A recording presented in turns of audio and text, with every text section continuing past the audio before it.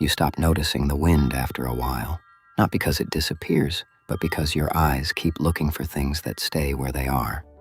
Buildings, trees, people waiting for a light to change.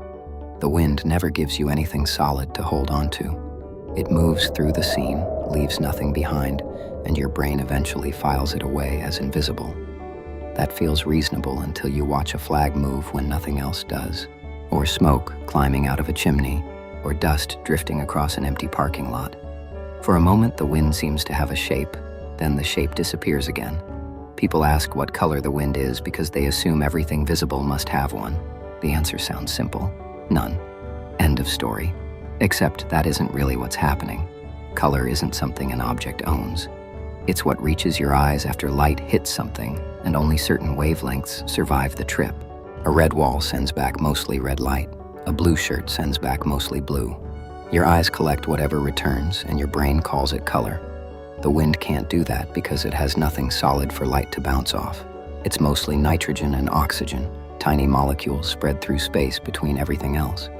They're so small that most visible light passes straight through them. Almost nothing comes back, so your eyes never get enough information to build a color from. The wind isn't invisible because it's hiding. It simply isn't giving your eyes the kind of signal they're waiting for. Then the sky changes the story. Air does interact with light, just not the way walls or leaves do. Short wavelengths scatter a little more easily than long ones. Blue light gets redirected across the sky while much of the red keeps moving forward. That's why daylight overhead looks blue. The air changed the light.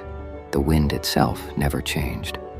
Move that same air close to the ground and stir up dust, sand, sea spray, or pollution, and suddenly the wind seems beige, gray, or white. None of those colors belong to the wind. They belong to whatever the wind is carrying. Even the shimmer above a hot road can fool you into thinking you're seeing the wind itself. You're not. Hot air bends light because its density changes, so the image behind it wobbles while the air remains colorless. That's the pattern. You never actually see the wind. You see leaves giving into it, smoke giving into it, clouds giving into it, light bending through moving air. The wind stays hidden the entire time, not because it has no effect, but because almost everything you think you're seeing belongs to something else.